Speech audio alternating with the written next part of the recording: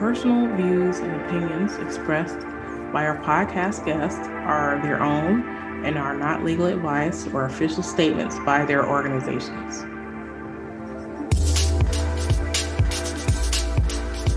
Hello, my name is Debbie Reynolds. They call me the Data Diva. This is the Data Diva Talks Privacy podcast, where we discuss data privacy issues with industry leaders around the world with information that businesses need to know now. I have a special guest on the show, Jackie Singh. She is the former lead cyber incident responder and threat analyst for the Biden presidential campaign. She's also an advocate for anti-surveillance or trying to stop mass surveillance against individuals. She is fascinating. We had the pleasure of collaborating on an business insider panel around ransomware. And when you were introducing yourself, I basically just wanted to talk about that. I want to talk about you, your background. And I thought you'd be a great person to have on the show. You're such a multifaceted, talented person with an excellent, different backstory, very unique way that you've come into technology and cybersecurity. And I would just love to have you introduce yourself to the show. Thank you so much, Debbie, for having me on your show. I am so excited to be here. It is not a typical thing for me to be recording a podcast, so thank you. I'm so honored. That's fascinating. Thank you. This is great. I would love for you to tell your story, your technology story. I know that you've done stuff in the military. You're obviously a very well sought after cybersecurity expert. I know that your teenage start as a hacker. Just all that. I would love to tell the audience your story. Well, it all started when my father got me a computer when I was 11. And I didn't really know what to do with it, but I soon figured out so that I could do a lot with it. And I soon found that I could join online communities. And I soon found that some of those online communities have a corollary with the real world. And so that was my introduction into tech. I started going to Linux users groups, which are real world meetings of technology enthusiasts, when I was about, let's say 13, 14. I definitely vividly remember attending a few meetings the year that I was 14, and many older men in the room who were very confused about what I was doing there and why there was a 14-year-old kid talking to them about the Linux operating system and just trying to learn from them. But I soon migrated from like these kind of nerdy technology meetups to hacker meetups. And so the type of person that, or in attendance at these monthly hacker meetups at the local mall, where I lived in Florida growing up, it was just like a new world.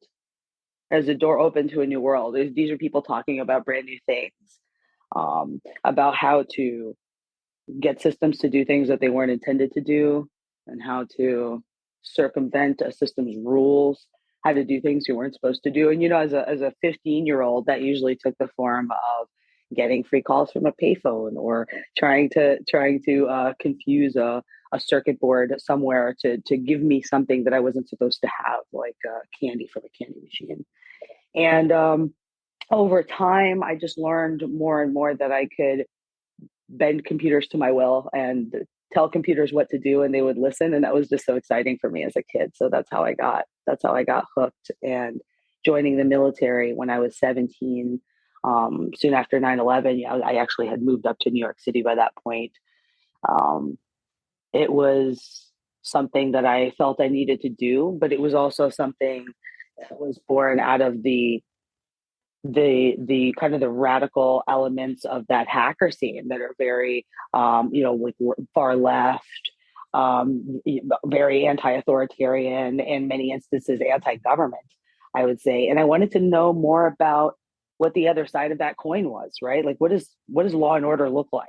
And so I was very fortunate that the U.S. government, that the U.S. Army gave me a home, right? I was a teenage hacker who had dropped out of high school. the day after she turned 16 so that she could spend time with her friends in the hacker halfway house, quote unquote, in New York City and Brooklyn. And so just being a young kid who didn't have a lot of direction, the military was really the best thing that could have happened to me. And so once I deployed to Iraq, came back, left the military, I decided to go back over to Iraq. And I was working as a contractor, first as a person who was repairing vehicles, which was, one of the skills that I picked up in the military was mechanic work. I used to work on tanks, very large pieces of equipment with a lot of electronics and weapon systems and hydraulics and, interesting things to work on and repair. And then I migrated into IT. I found a very willing mentor in the form of a man named Troy Caffey, who used to work at a company called Raytheon.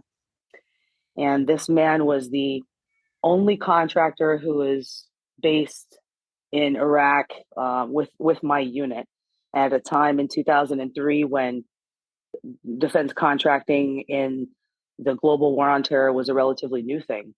And this man was so instrumental to my career because he really took me under his wing. And as a young soldier, I was able to see what it was like to have one's own office and to be able to kind of call your own shots from day to day. And instead of being this military person, this soldier who is having to be responsive to whatever the wider military was doing that day, he had a lot more autonomy and he was able to work on really cool stuff. And so Troy, when I got out of the military and was working in that mechanic job in Iraq, he was the one who hired me to my very first IT job. So a very circuitous and strange story as to how I came to, have a formal role in IT. I did have a job at an internet service provider when I was 14, but that didn't last long. That lasted a few weeks. That's amazing. So tell me about your time once after you had your first IT job, how you got in to be, the lead cyber incident responder for the Biden administration.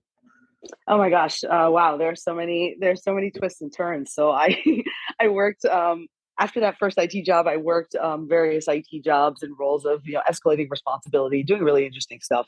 I served as a knowledge management officer for a couple of really interesting projects, working on economic revitalization for the country of Iraq on a Pentagon project.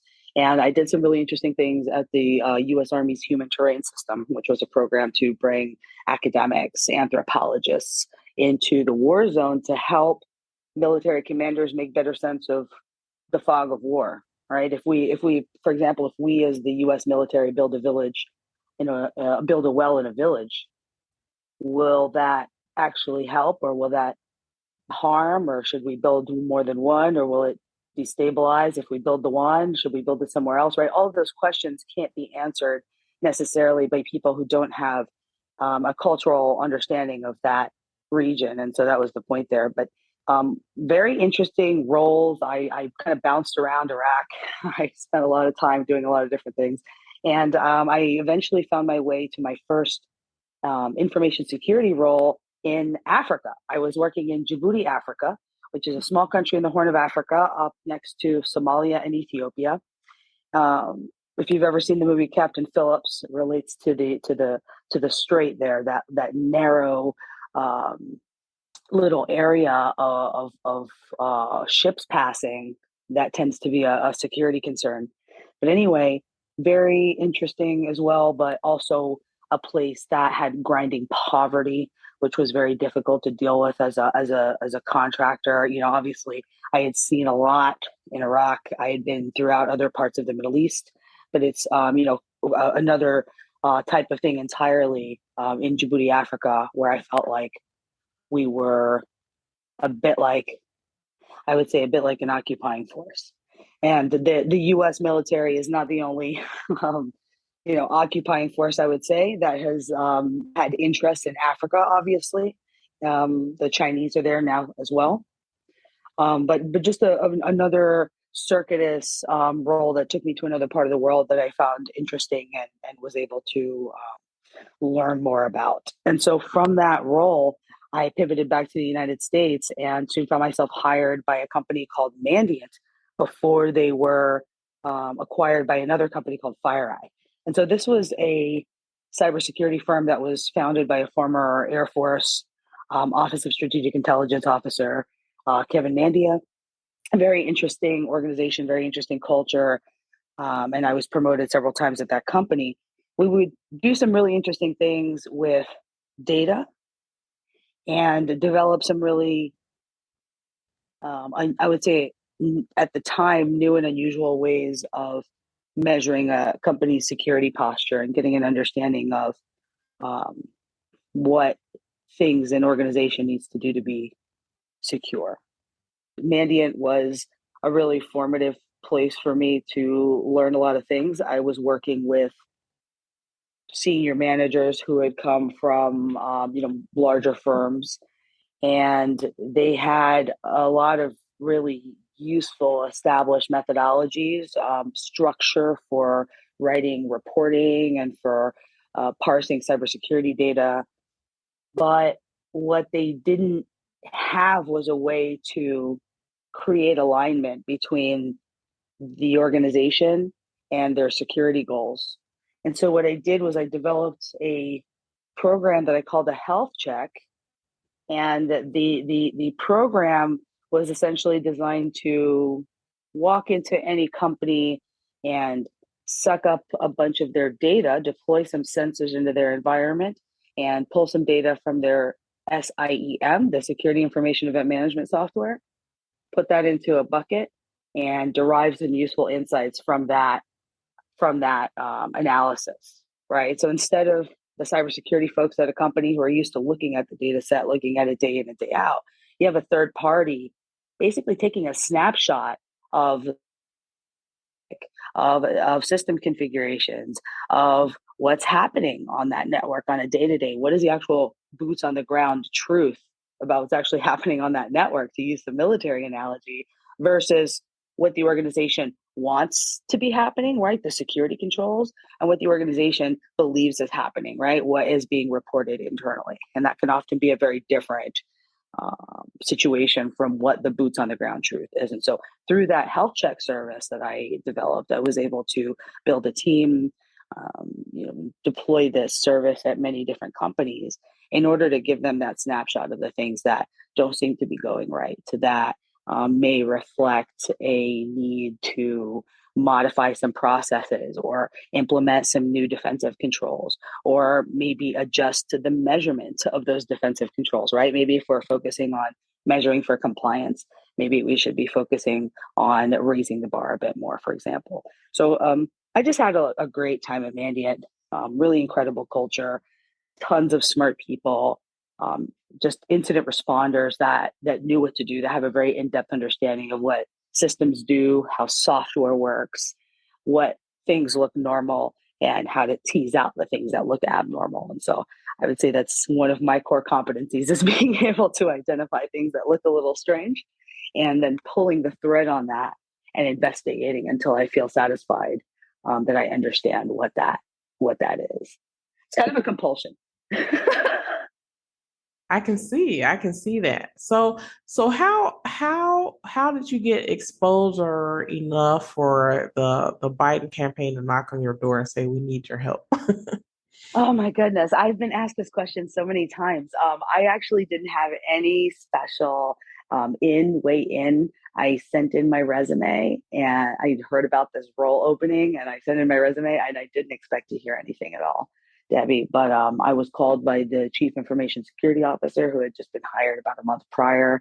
And he he just seemed like a good dude who was on a really good mission, and I couldn't possibly predict how this was going to affect me and my family over the following months as we got closer and closer to the election, and in the wake of the election. Just a very um, just a difficult role to have, but a role that felt so important, that I'm so honored to have had the opportunity to have been selected for something like that. It was really impressive to me personally. And, it made me feel like there were no opportunities for mistakes, right? It's not the kind of job where, if Right. you miss something, it's no big deal. Yeah. If you miss something, it's really like, affecting, the free world. So you really have to be feeling like you are on your P's and Q's. And I just had a lot of sleepless nights. I had a lot of time spent analyzing and worrying and fretting, but also, being very aware of how incident responders need to also take time and relax and sleep and, balance the work that they do, the difficult work that is incident response, and just kind of bouncing from threat to threat, balancing that with needing to take care of my children. My youngest daughter was just a few months old when I joined the campaign. She was born on May 4th, and I joined the campaign in July, in my immediate recollection. So she may have been just a few months old, and it was a tough time for everyone in my family, but just the honor of my life. Oh my goodness. Well, two things that you talk about that I would love your thoughts about, and that is, I guess the tension or the balance of working on cyber security and cyber threats from a proactive standpoint and then also a reactive. Obviously, you have to try to balance both, where I feel like a lot of people, when they think about cyber, maybe just in the press, they think about it on the reactive side. But I just want your thoughts about how do you balance the proactive and the reactive part of your job? Well, it's unfortunate that we have to be so reactive in the world, and the reason for that is because we aren't thinking enough about security to the left of the boom where it matters, right? So in my business, right, in just digital forensics incident response, we have a saying: left of boom and right of boom. So are you a professional who works before the incident?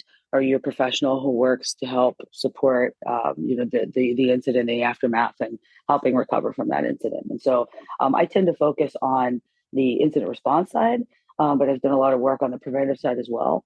And obviously, these two sides feed each other, right? Information from past incidents helps keep you safe, hopefully, from future incidents if you're able to have a successful lessons learned process, right? What is the outcome of the issues that you face? And as an organization, the very first thing you need to do is establish an incident response program so that you have the ability to respond to issues. Because if you're not able to respond to them effectively, you don't really have a purpose in detecting more security threats and more security issues, right? You've got to be able to effectively handle the incidents and then the output of those incidents. And then next, you've got to think about prevention. We're in a world where we're stuck with the security outcomes of the software that we're given, right? And so software is written insecurely. There are bugs in software. There are definitely more and more languages that are implementing features such as memory safety. For example, the Rust language. There are some features in Go, which is built by Google. So there are opportunities, I think, for us to continue shifting security left as a technology industry globally.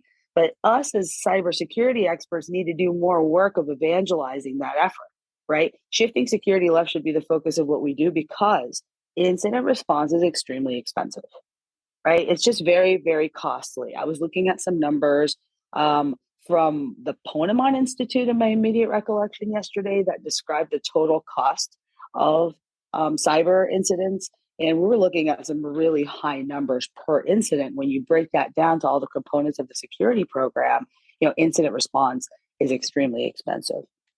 So we want to try to stay away from that as much as possible. And so we have this dichotomy where all of the unfortunate outcomes for bad security decisions made earlier on in the software development stages in that life cycle, we're stuck with the outcomes of those bad decisions all the way down the line.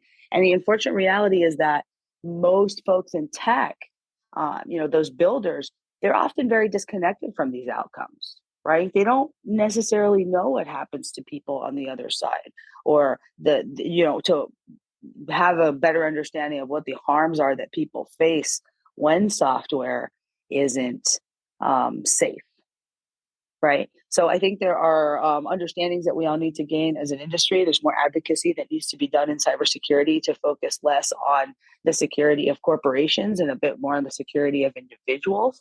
And I think once we shift that focus a little more and start to develop better ethics around the work that we do and a deeper sense of responsibility, I think we'll see cybersecurity folks come up out of their current corporate niches to talk about the things that would make all of us safer, right? Because a rising tide lifts all boats.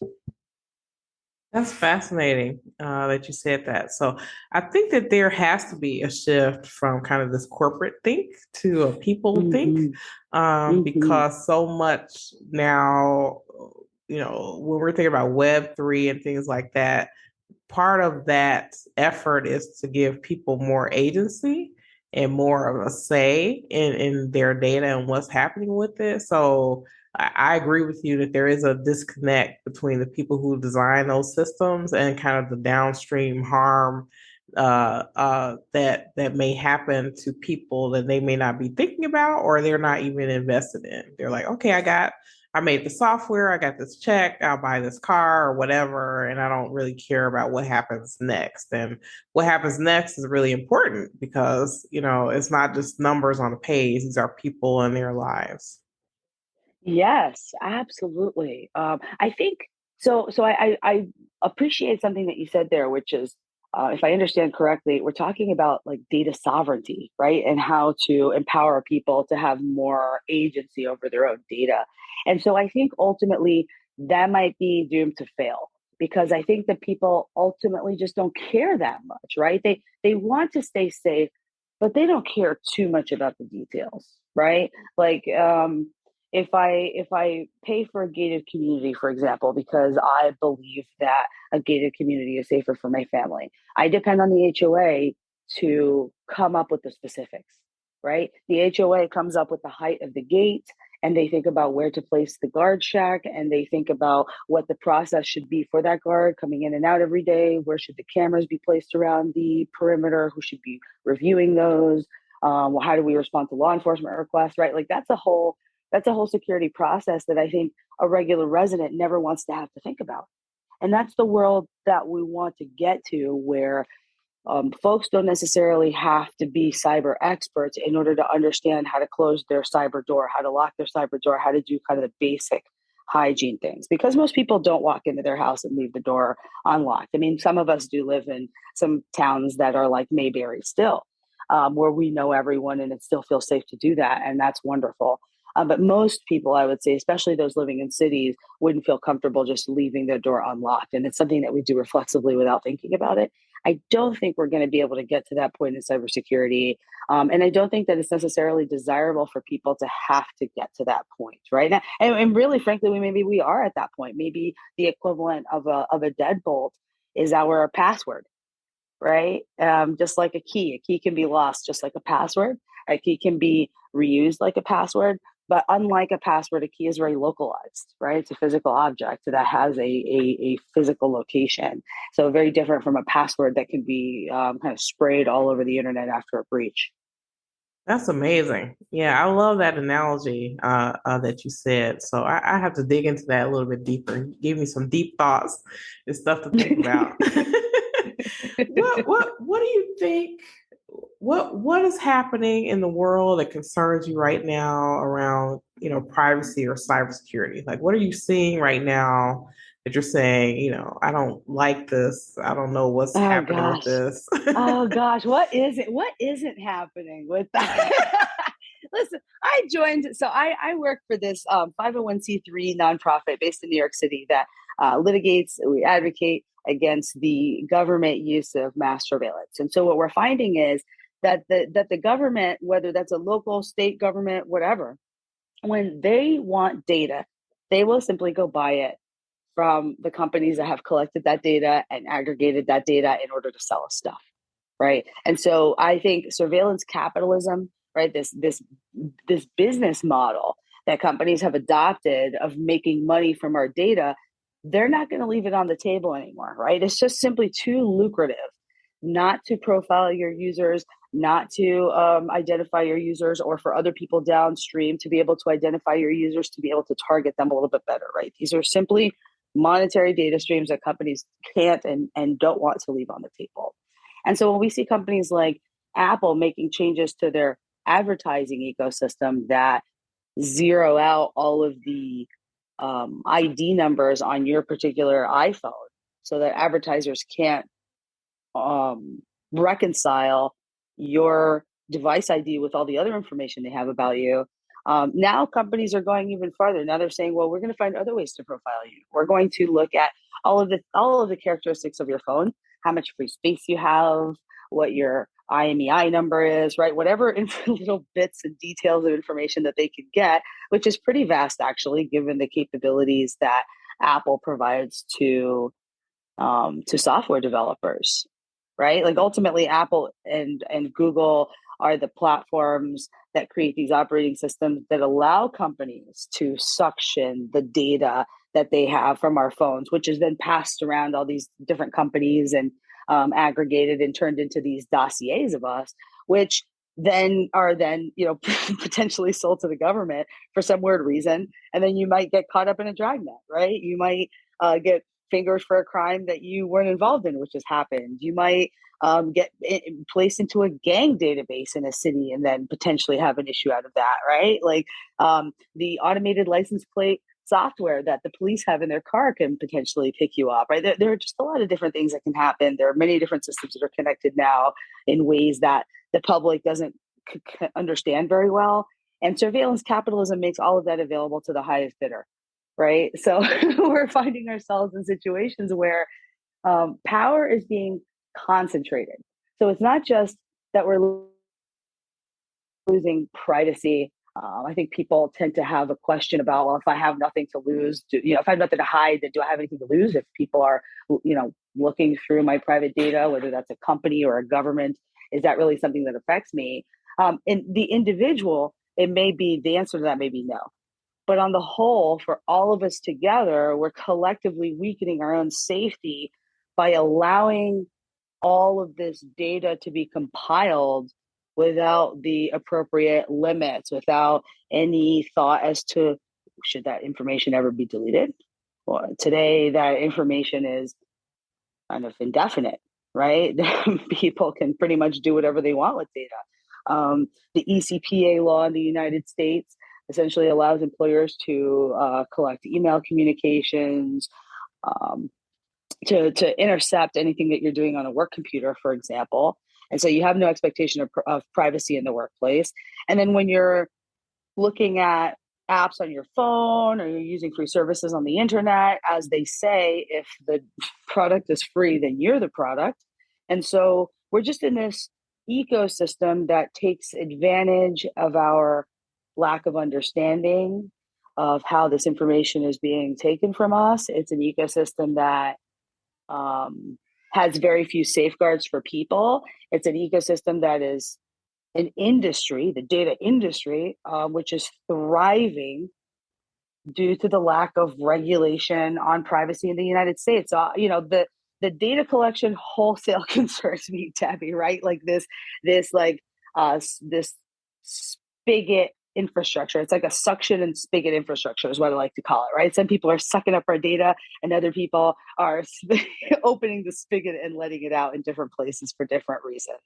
And we're seeing more and more outcomes of those bad effects. And I worry, I think I mentioned this on that event that we did for Business Insider. Debbie, I think I mentioned quantum computing is something that's on my radar that I'm super concerned about.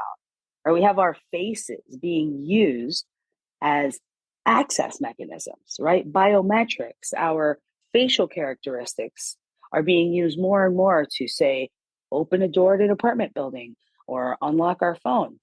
In the case of our iPhones, that information is stored on our phone locally, but our phones are backed up to iCloud, and that data is not secure at Apple. I think we tend to have the assumption that our data is secure. But when Apple kicks out third-party advertisers or tries to, what they're really doing is building a higher walled garden for themselves, Right. right? It's data for me, but not for thee. And so we're just having to trust Daddy Apple and Mama Google, Yeah. you know, and that's an uncomfortable position to be in. You know, I would love for us to have some real regulation with teeth that says this is what companies are and aren't allowed to do with data, and we're just not at that point because it's too dang valuable.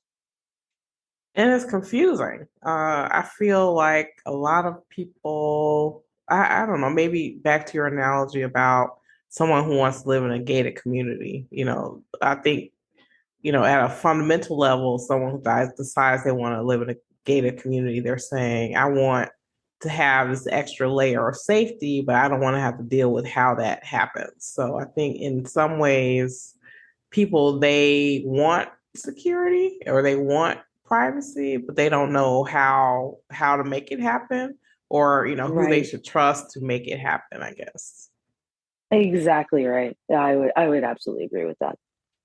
I think that also I think that there's a confusion with people. I think people assume that they have more privacy rights than they actually have. So I think that's part of another reason why it's been hard to get legislation or regulation, because some people are like, well, I don't, maybe, from one part of the spectrum, we have people like, I don't care because I don't have anything to hide. But then somewhere in the middle, there are people like, nothing bad has happened to me yet around my privacy or my security. So I think that everything is good until something bad happens. So I don't know. What are your thoughts? Oh, I mean, isn't that how people function inside corporations, right? Like, Right. look, as a consultant, I've seen this again and again when there's a breach, especially a very public breach, especially in a public company, right? That means that there's pressure from more and more people to do something different that will lead to a different outcome. Companies tend to open up their wallet. They're ready. They're like, now's the time to solve the security problem. We're going to be seen as doing the right things. We must be visibly solving these problems. Whereas before the breach, they may have been maybe a bit asleep at the wheel, maybe not thinking about security so much, maybe, on the back burner, hasn't been invested in so much. And then the breach happens and they're ready, right? I Right. think that's anyone. I think that's human nature, right? Um, we tend to underestimate certain things and overestimate certain things, right? The likelihood that a certain scenario will occur. For example, if you're driving on the highway, you have a much higher likelihood of getting into an accident than if you're flying in a plane. But for some reason, when we're on the plane and a little bit of turbulence happens, we get pretty dang nervous, right? So these aren't logical thoughts that we have as human beings, and so it's up to us as cyber experts to understand what those cycles look like, to understand what those psychological tendencies look like, and that bias, and to try to work against that. And that's why I'm such an advocate of shifting security left as much as possible, of removing security from the human centered equation, and trying to create environments that are like trustless or permissionless, right? When you think about zero trust, it's kind of the inverse of that. Zero trust is a methodology by which you're checking every single connection, every single conversation that a system is having to make sure that it's authorized and that it's the right conversation to be having. But there are other environments that are being created today, such as these blockchain environments with these cryptocurrencies that allow people to be a trusted participant from the start, to have an identity from the start that is manageable by them. And we're seeing now in those ecosystems that it can be a disaster to have people manage their own keys, right? Just last night, there were some crazy things happening on the Solana network last night, where many private keys were stolen, and then an attack was executed all at once. So some malware campaign is very likely was able to steal many private keys, and then they ran a script to steal all of the money from those wallets all at once. And so over the course of an evening, we watched like 7,000 wallets get drained of their funds, where millions and millions of dollars being drained. And so even in these environments where you're using memory safe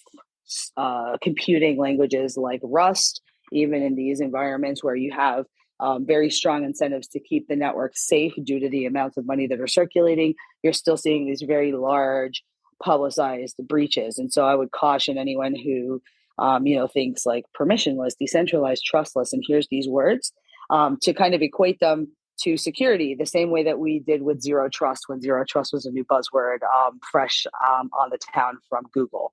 So Yeah. I think we're making some strides, but quantum computing is coming to change all of that, Right. right? Yeah. And so there's a lot to prepare for. And when we talk about using our faces as access mechanisms, and then combining that with public data going over the internet, being encrypted with asymmetric encryption using standard HTTPS. When we go to a website using HTTPS, all of that is transferred over the public internet, and the folks are able to store that data. For example, if you're the NSA, you're storing a lot of this data that transits our borders. And imagine some not so distant future, 5-10 years, where there's usable quantum computers that are able to very easily decrypt these streams that were encrypted with asymmetric encryption, to decrypt these massive data breaches that may have been encrypted with data at rest at some point, but were stolen from some corporation who we allowed to collect this data, who we allowed to use our faces for an access mechanism or whatever. And now we're in a situation of not being able to revoke that credential because we cannot revoke our face. Yeah. It's concerning, definitely. I talk a lot about quantum computing and post-quantum cryptography and the threats there, because I don't think people are really thinking about it. And some people think, oh, it's far off. I'm like, it really isn't that Not that far. far. It's not really that far. The time goes really fast, and we're already Yes, seeing it we're does. already seeing bad actors outsmart us right now, right? So having so much more computing power and capability just makes the threat exponentially more Oh dire, my I would gosh, say. you're so right. You're Yeah. so, that's such a good point. Is compute and storage have become so cheap and are going to continue becoming so cheap due to Moore's law that we are going to continue seeing improvements in the ability of companies to collect data and the ability of companies to store that data for a very long time. And so we're going to we're going to have the pain of the outcomes, the unintended outcomes of data collection increase until again we try to figure out some type of privacy legislation that helps put the kibosh on companies doing absolutely anything they want, and making money off of the loss of our privacy, right? I mean, I think it's a ghoulish. Yeah, I agree. I agree with that completely. So, if it were the world according to Jackie and we did everything you said, what would be your wish for for I don't like that world. That sounds like a very authoritarian world. Oh my goodness. Well, That's scary. your wish. We did everything you said. What would be your wish for, privacy or cybersecurity in the world, whether it be technology, people stuff, regulation? What are your thoughts? Oh my gosh. I love this question. I haven't had this question before. It's really good. So obviously the first thing I would want to do is enact some type of privacy legislation. It would be very, very strong. I would look to abolish the use of mass surveillance. I would likely abolish a lot of the work that companies are doing today, where you're seeing this closeness between information security departments and corporate security departments at some of the largest companies in the world, including the technology companies in Silicon Valley now, who have started hiring from, well, I wouldn't say starting, I would say this has been going on for some time. They've been hiring from the three-letter agencies in order to staff their corporate security departments. And so you have folks who are used to having very big budgets, but having lots of like regulatory limitations or legal limitations on the work that they do. Now working at companies where they have even bigger budgets sometimes, and even less oversight over the work that they do, and having a very different mission. and character and flavor to the work that they do. So I would also look into making some transparency and corruption changes in the United States in order to have it be more clear as to what that revolving door looks like between government and industry. I think that there's a lot of weird stuff that goes on there at that weird intersection, right? Having been somebody who's gone between, right, government and industry, having worked as a defense contractor for many years, I think there's a lot of reform to be done in these systems. But generally, I tend to look at the world a little bit like Alexei Navalny. You know, he wants to increase transparency to reduce corruption. I think that's an incredibly powerful concept, and as well as decentralizing. Right, we've created so many unaccountable centers of power that are now harming our democracy and our ability as citizens to kind of control our own institutions.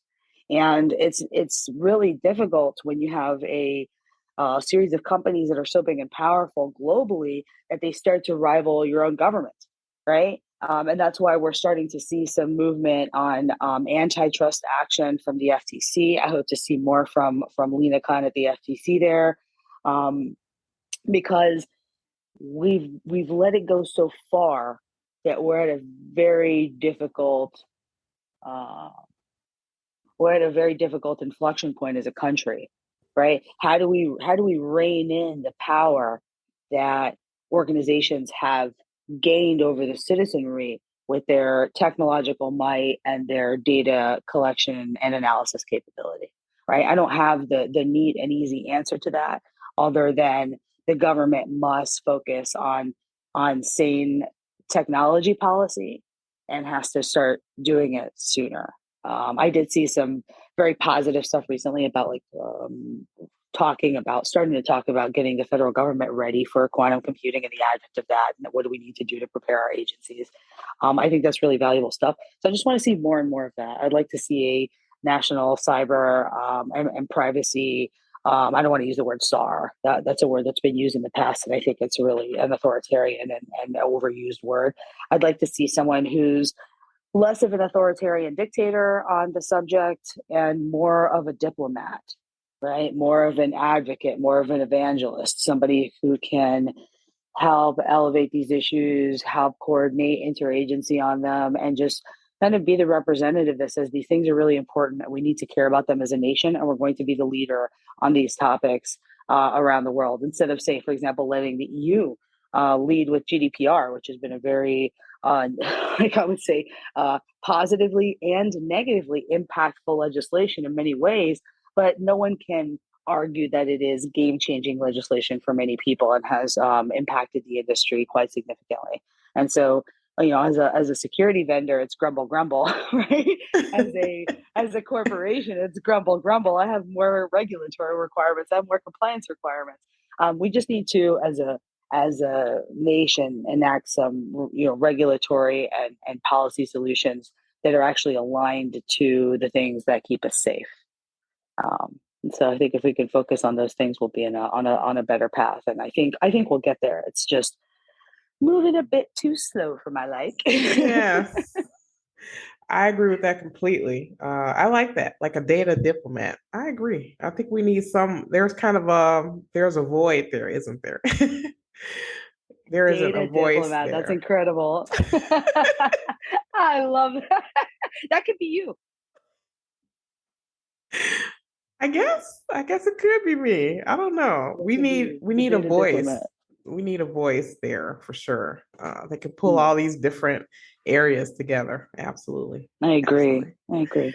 Well, thank you so much for being on the show. This was outstanding. I know that the audience will love it as much as I do. And I love your work and I always follow the stuff that you're doing. So definitely keep me posted on what you're doing. I'm happy to support you in any way that I can. Oh, thank you so much. If anyone listening would like to follow me on Twitter, I am at hacking but legal, hacking but legal. And you can also Google hacking but legal. I've got my blog, hackingbutlegal.com. You can find me on LinkedIn under the same rubric, hacking but legal. And I look forward to maybe coming back on the show at a later time. Thank you so much for having me. Oh, thank you. Thank you. We'll talk soon. Thanks so much. Sounds great. Take care.